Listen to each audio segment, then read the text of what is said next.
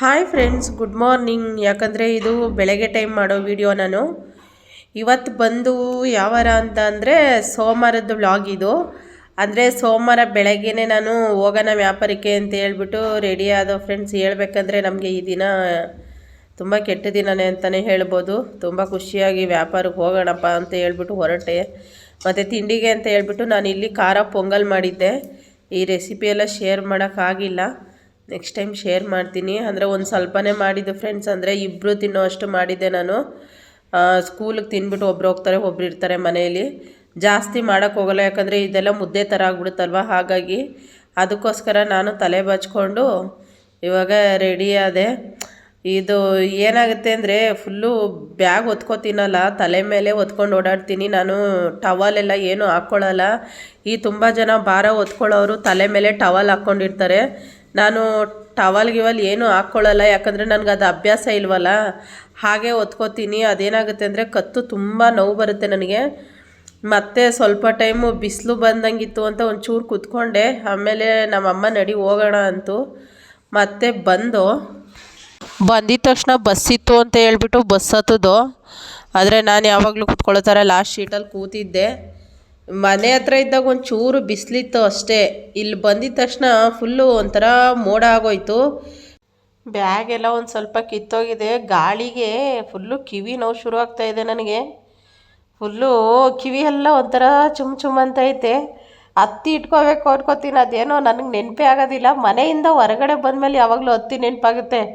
ಮನೆ ಒಳಗಡೆ ಇದ್ದಾಗ ಹತ್ತಿನೇ ನೆನಪಾಗಲ್ಲ ಫ್ರೆಂಡ್ಸ್. ಅದೇನೋ ಅಂತಲೇ ಗೊತ್ತಿಲ್ಲ. ನಮ್ಮ ಅಮ್ಮನೂ ಬೈತಾ ಇರುತ್ತೆ, ಹತ್ತಿ ಇಟ್ಕೊ ಅಂತ ಹೇಳ್ಬಿಟ್ಟು. ಇಲ್ಲಿ ನೋಡಿ, ನಾವು ಬಸ್ಸಲ್ಲಿ ಹೋಯ್ತಾ ಇದ್ದೋ. ಇವರು ಅದೇ ಸೆಂಟ್ರಿಂಗ್ ಕೆಲಸ ಮಾಡ್ತಾರಲ್ಲ, ಅವರು ಹಿಂದಿಯವರು. ಹೇಳ್ಬೇಕಂದ್ರೆ ಹಿಂದಿಯವರು ತುಂಬ ಕೆಲಸ ಮಾಡ್ತಾರೆ ಫ್ರೆಂಡ್ಸ್. ಈ ಕಡೆ ಎಲ್ಲ ಬರೀ ಹಿಂದಿಯವರೇ ಇರೋದು. ಅಂದರೆ ಈ ಮನೆ ಕೆಲಸದಿಂದ ಹಿಡ್ದು ಈ ಶುಂಠಿ ಕಳೆ ಕೀಳ್ತಾರಲ್ಲ, ಶುಂಠಿ ಕೆಲಸದಿಂದ ಹಿಡ್ದು ಪ್ರತಿ ಒಂದಕ್ಕೂ ಈ ಮನೆ ಕಟ್ಟೋರೆಲ್ಲ ಏನು ಮಾಡ್ತಾರೆ, ಅವ್ರನ್ನ ಕರ್ಕೊಬಂದ್ಬಿಟ್ಟು ಒಂದು ರೂಮ್ ಥರ ಮಾಡಿಕೊಟ್ಬಿಟ್ಟು ಆ ಮನೆ ಕೆಲಸ ಫುಲ್ಲು ಕಂಪ್ಲೀಟ್ ಆಗೋವರೆಗೂ ಅವ್ರನ್ನ ಕಳಿಸಲ್ಲ. ಅಂದರೆ ಆ ಥರ ಒಪ್ಕೊಂಡು ಹಿಂದಿಯವ್ರು ಬಂದು ಕೆಲಸ ಮಾಡ್ತಾರೆ ಈ ಕಡೆ. ಅಂದರೆ ಅವ್ರ ಕಡೆ ಕೆಲಸ ಕಮ್ಮಿ ಅನಿಸುತ್ತಲ್ಲ, ಅದಕ್ಕೆ ಅನಿಸುತ್ತೆ ಈ ಕಡೆ ಬಂದು ಕೆಲಸ ಮಾಡ್ತಾರೆ. ಅವ್ರು ತುಂಬ ಕಷ್ಟಪಡ್ತಾರೆ ಹಿಂದಿಯವರು ಮಾತ್ರ ಕೆಲಸ ಮಾಡೋದ್ರಲ್ಲಿ. ಹಿಂದಿ ಹುಡುಗಿರು ಸಹ ಹಾಗೆ, ಗಂಡು ಮಕ್ಕಳು ಮಾತ್ರ ಅಲ್ಲ, ಹುಡುಗಿರು ಹಂಗೆ ತುಂಬ ಕಷ್ಟಪಡ್ತಾರೆ. ನಾನು ಗಾರ್ಮೆಂಟ್ಸಲ್ಲಿ ಮಾಡಬೇಕಾದ್ರೆ ನೋಡಿದ್ದೀನಲ್ಲ, ಮನೆಯೆಲ್ಲ ಬಿಟ್ಟು ಬಂದು ತುಂಬ ಕಷ್ಟಪಟ್ಟು ದುಡಿತಾರೆ. ಮತ್ತು ನಾವು ಹೋಯ್ತಾ ಇದ್ದೋ, ಆ ಬಸ್ಸು ಇಳ್ದೋ ಫ್ರೆಂಡ್ಸ್. ಆ ಬಸ್ ಇಳಿದ್ಬಿಟ್ಟು ಇದು ಇನ್ನೊಂದು ಬಸ್ ಹತ್ತಿರೋದು. ನಾನು ಈ ಊರುಗಳೆಲ್ಲ ನಾವು ಬಂದು ಹೋಗಿರೋದೇ ಹೇಳ್ಬೇಕಂದ್ರೆ. ಇಲ್ಲಿ ನೋಡಿ, ಮುಂದೆ ಹೋಗ್ಬೇಕಾದ್ರೆ ನಾನೊಂದು ದೇವಸ್ಥಾನ ತೋರಿಸ್ತೀನಿ. ಈ ದೇವಸ್ಥಾನ ಯಾವುದು ಅಂದರೆ, ನಾನು ಒಂದು ವ್ಲಾಗಲ್ಲಿ ಹಾಕಿದ್ದೆ. ಅಂದರೆ ಕಲ್ಲಲ್ಲೇ ಈ ದೇವಸ್ಥಾನನ ಕೆತ್ತಿಬಿಟ್ಟು ಮಾಡ್ತಾಯಿದ್ದಾರೆ. ಇಲ್ಲಿ ಹಳೆ ದೇವಸ್ಥಾನ ಇತ್ತು, ಅದನ್ನು ಮತ್ತೆ ಇದು ಮಾಡಿಬಿಟ್ಟು ಹೊಸ್ದಾಗಿ ಬರೀ ಎಲ್ಲ ಕಲ್ಲಲ್ಲೇ ಅಂತ ಇಲ್ಲಿ ಕೂತ್ಕೊಂಡು ನಾನು ಒಂದು ಸರಿ ಫೋಟೋಸ್ ವೀಡಿಯೋ ಮಾಡ್ಕೊಬಂದಿದ್ದೆ. ಯಾಕಂದರೆ ಆ ಊರಲ್ಲಿ ನಾನೇ ವ್ಯಾಪಾರಕ್ಕೆ ಹೋಗೋದು. ಮತ್ತು ಆ ಊರು ದಾಟ್ಕೊಂಡು ನಾವು ಒಂದು ಕಡೆ ವ್ಯಾಪಾರಕ್ಕೆ ಬಂದು ನಿಜವಾಗ್ಲೂ ನಂಬ್ತಿರೋಬಿಡಿ, ಎಷ್ಟು ಬೇಜಾರಾಯಿತು ಅಂದರೆ ಅಳುನೇ ಬಂತು ನನಗೆ. ₹1 ಕೂಡ ಬೋಣಿ ಮಾಡಿಲ್ಲ ಫ್ರೆಂಡ್ಸ್. ಆ ಊರಲ್ಲಿ ಬಂದಿರೋದು ಎಷ್ಟು ದೂರ ಅಂದರೆ ಅಷ್ಟು ದೂರ ಬಂದಿರೋದು. ಮತ್ತು ಆ ಊರಲ್ಲಿ ₹1 ಬೋಣಿ ಮಾಡಿಲ್ಲ. ಇರಪ್ಪ ಇನ್ನೊಂದು ಊರಿಗೆ ಹೋಗೋಣ ಅಂತ ಹೇಳ್ಬಿಟ್ಟು ಹೋಯ್ತಾ ಇದ್ವಾ. ನೋಡಿ, ಆ ಊರು ಬಿಟ್ಟು ನಾವು ಹೋಯ್ತಾ ಇರೋದು ಇನ್ನೊಂದು ಊರಿಗೆ. ಆಮೇಲೆ ರೋಡಲ್ಲಿ ಒಂದು ಒಯ್ಯ ಸಿಕ್ತು. ನಮ್ಮಮ್ಮ ಮುಂದೆ ನಡ್ಕೊಂಡು ಹೋಗ್ತಾಯಿದ್ದೆ. ನಮ್ಮ ಅಮ್ಮನಿಗಾದರೆ ನಡೆದು ಅಭ್ಯಾಸ ಇದೆ, ಅದಕ್ಕೋಸ್ಕರ ಫಾಸ್ಟಾಗಿ ನಡೀತಾರೆ. ನನಗೆ ನಿಜವಾಗ್ಲೂ ನಡೆದೆಲ್ಲ ಅಭ್ಯಾಸನೇ ಇಲ್ಲ. ಈ ನಡೆದೋ ಅಭ್ಯಾಸ ಇಲ್ಲ, ಈ ಬಿಸಿಲಲ್ಲಿ ಕೆಲಸ ಮಾಡೋ ಅಭ್ಯಾಸ ಇಲ್ಲ ಹೇಳ್ಬೇಕಂದ್ರೆ.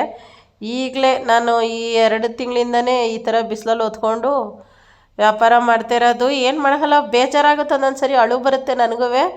ಆದರೂ ನಾನು ಮೊಬೈಲ್ ಹಿಡ್ಕೊಂಡು ಹೋಗ್ತಾ ಇರ್ತೀನಲ್ಲ, ಈ ಗಾಡೀಲಿ ಹೋಗೋರೆಲ್ಲ ನೋಡ್ಕೊಂಡು ನಗ್ತಾ ಇರ್ತಾರೆ. ಅಂದರೆ ನಾನು ಏನೇನೋ ಮಾತಾಡ್ಕೊಂಡು ಒಬ್ಬೊಬ್ಬರೇ ಅಂತ ಏನೋ ಅನ್ಕೋತಾರೇನಪ್ಪ ಗೊತ್ತಿಲ್ಲ. ಅಂದರೆ ಯಾರೇ ಆದರೂ ಅಷ್ಟೇ, ನಾವು ಮೊಬೈಲ್ ಹಿಡ್ಕೊಂಡು ಹೋಯ್ತಾ ಇದ್ದೀವಿ ಅಂದರೆ ನಮ್ಮನ್ನು ನೋಡಿ ನಗ್ತಾರೆ. ಸುಮ್ಮನೆ ಮೊಬೈಲ್ ನೋಡ್ಕೊಂಡು ಹೋಯ್ತಾಯಿದ್ರೆ ಏನೂ ಇಲ್ಲ. ನಾವು ಏನಾದರೂ ಮಾತಾಡ್ಕೊಂಡು ಬತ್ತಾಡ್ತೀವಲ್ಲ ಮೊಬೈಲ್ ನೋಡಿಕೊಂಡು, ಆವಾಗ ಇದೇನೋ ಪಕ್ಕದಲ್ಲಿ ಯಾರೂ ಇಲ್ಲ, ಇವ ಅಮ್ಮ ಏನು ಹುಚ್ಚಿ ಥರ ಮಾತಾಡ್ಕೊಂಡು ಹೋಯ್ತಾಳೆ ಅಂತ ಅನ್ಕೋತಾರೆ.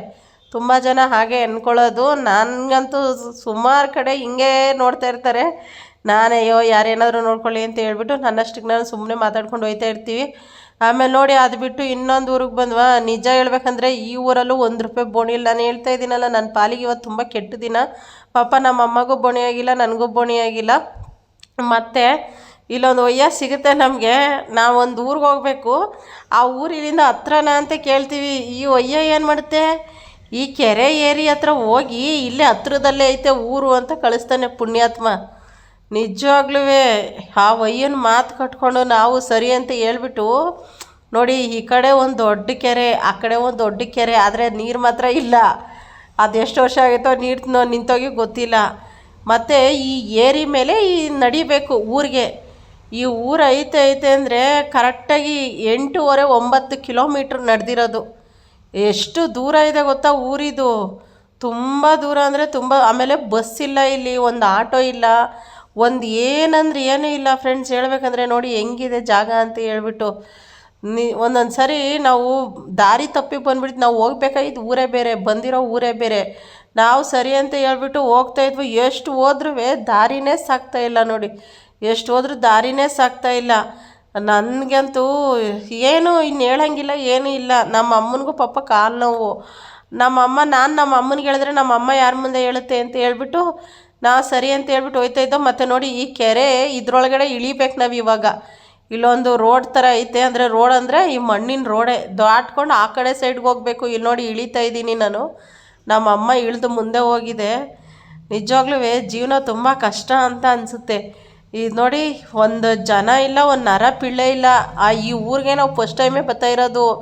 ಯಾರ್ದೋ ಕಟ್ಕೊಂಡು ಈ ಊರಿಗೆ ಬಂದುಬಿಟ್ಟು ಆ ಒಯ್ಯ ಅಂದ ಹತ್ರದಲ್ಲಿ ಇಲ್ಲೊಂದು ಊರೈತೆ ಹೋಗ್ರಮ್ಮ ಅಂತ ಹೇಳ್ಬಿಟ್ಟು ಆ ಒಯ್ಯನ ಮಾತು ಕಟ್ಕೊಂಡು ನಾವು ಇಲ್ಲಿ ಬಂದಿದ್ದು ಹೇಳ್ಬೇಕಂದ್ರೆ. ಇಲ್ಲಿ ನೋಡಿದ್ರೆ ಒಂದು ಜನ ಕೂಡ ಓಡಾಡ್ತಾ ಇಲ್ಲ, ಊರಿಗೆ ಯಾವ ಕಡೆ ಹೋಗಬೇಕು ಅನ್ನೋದು ಗೊತ್ತಿಲ್ಲ ನಮಗೆ.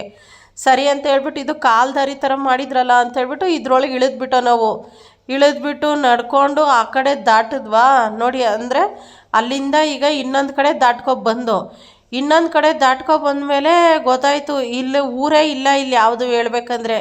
ಅಂದರೆ ಮತ್ತೆ ಕೆರೆ ಏರಿ ಹತ್ತದ ಏರಿ ಇದೆಯಲ್ಲ, ಮತ್ತೆ ಏರಿ ಹತ್ಬಿಟ್ಟು ನಾವು ಮತ್ತೆ ನಡ್ಕೊಂಡು ಬಂದು ಅಲ್ಲಿ ನೋಡಿ ಲಾಸ್ಟಲ್ಲಿ ಇಲ್ಲಿ ನೋಡಿ ಹಿಂದಿಯವರು ಕೆಲಸ ಮಾಡ್ತಾವ್ರೆ. ಅಂದರೆ ಇವರು ಶುಂಠಿಗೆ ಮಣ್ಣು ಹಾಕ್ತಾ ಇದ್ದಾರೆ, ಶುಂಠಿ ಹಾಕಿರ್ತಾರಲ್ಲ ಶುಂಠಿಗೆ ಮಣ್ಣು ಹಾಕ್ತಾವ್ರೆ ಹುಡುಗರು.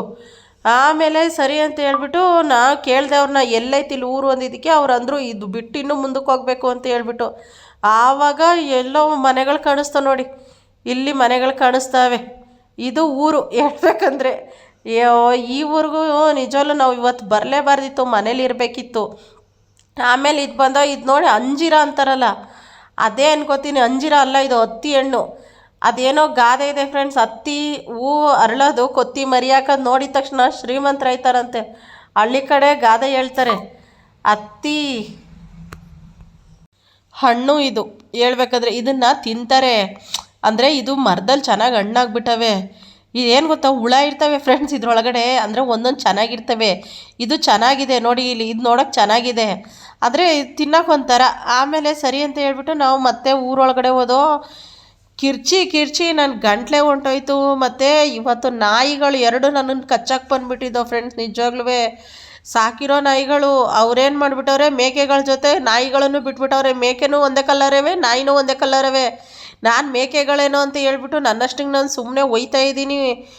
ಏನು ಗಬುಕ್ಕೊಂತ ಎರಡೂ ಬಂದುಬಿಟ್ಟು ಬ್ಯಾಗು ಆ ಮನೆ ಓನರ್ ಇಲ್ಲ ಅಂದಿದ್ರೆ ನಿಜವಲ್ಲೂ ಇವತ್ತು ನಾಯಿ ಕಚ್ಬಿಡೋದು ನನಗೆ. ಅಂಥ ಕೆಟ್ಟ ನಾಯಿಗಳು ಎರಡೂ. ಆಮೇಲೆ ಆ ಊರವರೇ ಬೈತಾಯಿದ್ರು, ಕಟ್ಟಾಕ್ಬೇಕು ತಾನೆ, ಏನು ಯಾರು ಹೊಸಬ್ರು ಬರೋ ಹಾಗೆ ಇಲ್ವಾ ನಮ್ಮೂರಿಗೆ, ಈ ನಾಯಿಗಳು ಹಂಗೆ ಮಾಡ್ತವೆ, ಏನೋ ನೀವು ಇರೋದಕ್ಕೆ ಸರಿ ಹೋಯ್ತು, ಅಕಸ್ಮಾತ್ ನೀವಿಲ್ಲ ಅಂತಿದ್ರೆ ಪಾಪ ಅಮ್ಮನ ಕಚ್ಬಿಡೋದು ಇವತ್ತು ನಾಯಿಗಳು ಎರಡು ಸೇರಿಕೊಂಡು ಅಂತ. ನಿಜವಲ್ಲೂ ಬ್ಯಾಗೆ ಬಿಸಾಕಿ ಓಡೋಗ್ಬಿಟ್ಟೆ ನಾನು, ಹಂಗೆ ಓಡಿ ಬಂದುಬಿಟ್ಟೋ ಗೊತ್ತಾ. ಆ ಥರ ಒಂದೊಂದು ಕಡೆ ಈ ನಾಯಿಗಳದ್ದು ಒಂಥರ ಕಾಟ ಹೇಳ್ಬೇಕಂದ್ರೆ, ಹೊಸೊಬ್ರನ್ನ ನೋಡಿದ ತಕ್ಷಣ ಕಿರ್ಚಾಡ್ಬಿಡ್ತವೆ ಹಂಗೆ.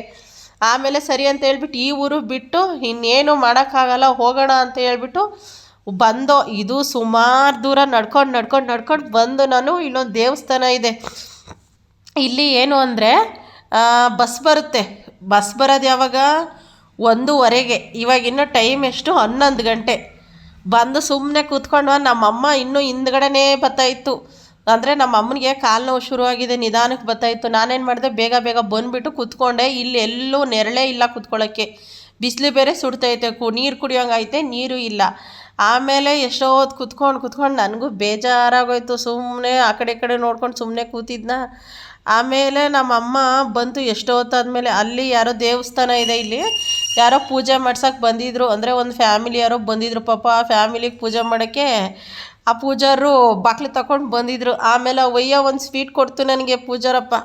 ಅದನ್ನು ತಿನ್ಕೊಂಡು ಮತ್ತೆ ಹೇಳಿದ್ರು, ಅಲ್ಲಿ ಹೋಗಮ್ಮ ನೇರಳೆ ಹಣ್ಣು ಮರ ಐತೆ, ನೆರಳೈತೆ, ಅಲ್ಲೋಗಿ ಕೂತ್ಕೋ ಅಂತ ಹೇಳ್ಬಿಟ್ಟು. ಆಮೇಲೆ ಸರಿ ಅಂತ ಹೇಳ್ಬಿಟ್ಟು ಬಂದು, ಈ ಮರದಲ್ಲಿ ಒಂದು ವಾರಕ್ಕೆ ಮುಂಚೆ ಬತ್ತಿದ್ರೆ ತುಂಬ ನೇರಳೆ ಹಣ್ಣು ಸಿಗೋದು. ನಾವು ನೋಡಿ ಇವಾಗ ಬಂದಿದ್ದೀವಿ ಅಂದರೆ ಸುಮಾರು ಸರಿ ಬಂದಿದ್ದೀವಿ, ಈ ಮರನೇ ನೋಡಿರಲಿಲ್ಲ ನಾನು ಹೇಳ್ಬೇಕಂದ್ರೆ. ಎಲ್ಲ ನೇರಳೆ ಹಣ್ಣು ಹಣ್ಣಾಗಿ ಎಲ್ಲ ಒಣಗೋಗ್ಬಿಟ್ಟವಾಗಲೇ, ಅಂದರೆ ಮರದಲ್ಲಿ ಒಂದು ಇಲ್ಲ, ಎಲ್ಲ ಬಿದ್ದೋಗ್ಬಿಟ್ಟವೆ. ಆಮೇಲೆ ಸರಿ ಅಂತ ಹೇಳ್ಬಿಟ್ಟು ಪಾಪ ಈ ಆಟೋ ಹೊಂಟೋಗಿತ್ತು ಮುಂದೆ. ಆಮೇಲೆ ಹಣ ಹಣ ಅಂತ ಜೋರಾಗಿ ಕಿರ್ಚಿದ್ದಕ್ಕೆ ಮತ್ತೆ ಹಿಂದ್ಗಡೆ ಬಂದುಬಿಟ್ಟು ನಮ್ಮನ್ನ ಕೂರಿಸ್ಕೊಬಂದರು. ನಾವು ಈ ಆಟೋ ಹತ್ಕೊಂಡು ಬಂದು 20 ರೂಪಾಯಿ ಕೊಟ್ಬಿಟ್ಟು ಈ ಆಟೋ ಹತ್ಕೊಂಡು ಬಂದು, ಅಂದರೆ ನಾವು ಬಸ್ ಹತ್ಬೇಕಲ್ಲ, ಆ ಸ್ಟಾಪಿಗೆ ಬಂದುಬಿಟ್ಟು ನಾವು ಬಸ್ ಹತ್ತೋದು. ಆ ಥರ ಆಯಿತು ಫ್ರೆಂಡ್ಸ್. ಹೇಳ್ಬೇಕಂದ್ರೆ ಇವತ್ತು ನಾವು ಇಡ್ಲಿ ತಿಂದೋಗಿದ್ದು ಹೋಟ್ಲಲ್ಲಿ. ಆ ಇಡ್ಲಿ ಏನಾದರೂ ತಿಂದಲೇ ಇರ್ತಿದ್ರೆ ಇವತ್ತು ನಮ್ಮ ಹೆಣ ಬಿದ್ದೋಗೋದು ನಡೆದು. ಹೊಸ ಊರುಗಳಲ್ಲಿ ನಿಜ ಹೇಳ್ಬೇಕಂದ್ರೆ ಕುಡಿಯೋಕ್ಕೂ ನೀರು ಹುಟ್ಟಲ್ಲ. ಆ ಥರ ಒಂದೊಂದು ದಿವಸ ಆಗಿರುತ್ತೆ. ನಮಗೆ ಗೊತ್ತಿರೋ ಊರುಗಳಿಗೆ ಹೋದರೆ ನಮ್ಗೆ ಊಟನೂ ಸಿಗುತ್ತೆ, ಟೀ ಕಾಫಿ ಎಲ್ಲ ಕೊಡ್ತಾರೆ. ಈ ಗುರುತು ಪರಿಚಯ ಇಲ್ದಿರೋ ಊರಿಗೆ ಹೋದರೆ ಅದೇ ಥರ. ಮತ್ತು ಅಲ್ಲಿಂದ ನಾವು ಬಸ್ ಬಂತು ಅಂತ ಹೇಳ್ಬಿಟ್ಟು ಬಸ್ ಹತ್ಕೊಂಡು, ಬಸ್ಸಲ್ಲಿ ಇವತ್ತು ಸ್ವಲ್ಪ ಜನ ಇದ್ದರು, ಸುಮ್ಮನೆ ಬಸ್ ಹತ್ಕೊಂಡು ನಾನು ಮನೆಗೆ ಹೋಗೋಣ ಅಂತ ಹೇಳ್ಬಿಟ್ಟು ಸ್ವಲ್ಪ ಏನಾದರೂ ತೊಗೋಬೇಕಿತ್ತು, ಮೆಡಿಕಲಲ್ಲಿ ಸ್ವಲ್ಪ ಮಾತ್ರೆ ತೊಗೋಬೇಕಿತ್ತು, ಅವೆಲ್ಲ ತಗೊಂಡು ಬಂದೆ ನಾನು. ಅಂದರೆ ಇನ್ನೂ ಈ ಬಸ್ ಇಳಿದಿಲ್ಲ ಹೇಳ್ಬೇಕಂದ್ರೆ ನಾನು. ಆಮೇಲೆ ಸರಿ ಅಂತ ಹೇಳ್ಬಿಟ್ಟು ಯಾಕೋ ಸಿಕ್ಕಾಪಟ್ಟೆ ತಲೆನೋವು, ಶೀತ, ಈ ಇದ್ರಲ್ಲಿ ಓಡಾಡ್ತಾ ಇರೋದಕ್ಕೆ ಈ ಮಳೆ ಥರ ಬೇರೆ ಅಲ್ವಾ ಸೋನೆ. ಹಾಗಾಗಿ ನಾನೇನು ಮಾಡಿದೆ, ನಾನು ಮನೆಗೆ ಹೋಗ್ತೀನಿ ಅಂತ ಹೇಳ್ಬಿಟ್ಟು ನಮ್ಮಮ್ಮ ಅಲ್ಲಿ ಬ್ಯಾಗ್ ಇಟ್ಟು ಬರೋವರೆಗೂ ನಾನು ವೆಯ್ಟ್ ಮಾಡ್ತಿದ್ದೆ. ಯಾವಾಗಲೂ ಬ್ಯಾಗ್ ಇಟ್ಟು ಬಂದಮೇಲೆ ಜೊತೆಲೇ ಬತ್ತಿದ್ದು. ಇವತ್ತು ಮನೆಗೆ ಬಂದೆ, ಅಲ್ಲಿ ನೋಡಿ ಈರುಳ್ಳಿ ಎಲ್ಲ ತೊಗೊಂಬಂದು ಇಟ್ಟಿದ್ದೀನಿ. ಫುಲ್ಲು ಚಳಿ, ಏನು ಕೆಲಸ ಮಾಡೋಕ್ಕಾಯ್ತಾಯಿಲ್ಲ. ಅದಕ್ಕೆ ಸುಮ್ಮನೆ ಕೂತಿದ್ದೀನಿ, ಆಮೇಲೆ ಮಾಡಿದ್ರಾಯ್ತು ಅಂತ ಹೇಳ್ಬಿಟ್ಟು. ಮತ್ತು ಇದಾಗಿತ್ತು ಇವತ್ತಿನ ವ್ಲಾಗು. ಯಾರಾದರೂ ಫಸ್ಟ್ ಟೈಮ್ ನೋಡ್ತಾ ಇದ್ದರೆ ಪ್ಲೀಸ್ ನನ್ನ ಚಾನಲ್ ಸಬ್ಸ್ಕ್ರೈಬ್ ಮಾಡ್ಕೊಂಡು ಸಪೋರ್ಟ್ ಮಾಡಿ ಅಂತ ಕೇಳ್ತೀನಿ. ಫಸ್ಟ್ ಟೈಮ್ ನೋಡೋರು ದಯವಿಟ್ಟು ಸಬ್ಸ್ಕ್ರೈಬ್ ಮಾಡ್ಕೊಳ್ಳಿ, ಮತ್ತು ಇಷ್ಟ ಆದರೆ ಒಂದು ಲೈಕ್ ಕೊಡಿ. ನಿಮ್ಮ ಲೈಕಿಂದ ನಮಗೆ ತುಂಬ ಸಪೋರ್ಟ್ ಆಗುತ್ತೆ ಅಂತ ಅದೇ ಪದೇ ಕೇಳ್ಕೊತಾ ಇರ್ತೀವಿ. ದಯವಿಟ್ಟು ಆದಷ್ಟು ಲೈಕ್ ಕೊಡೋಕ್ಕೆ ಪ್ರಯತ್ನ ಪಡಿ ಅಂತ ಕೇಳ್ತಾ ಈ ವಿಡಿಯೋನ ನಾನು ಇಲ್ಲೇ ಮುಗಿಸ್ತಾ ಇದ್ದೀನಿ. ಮತ್ತೆ ಮುಂದಿನ ವೀಡಿಯೋದಲ್ಲಿ ಸಿಗ್ತೀನಿ. Bye friends.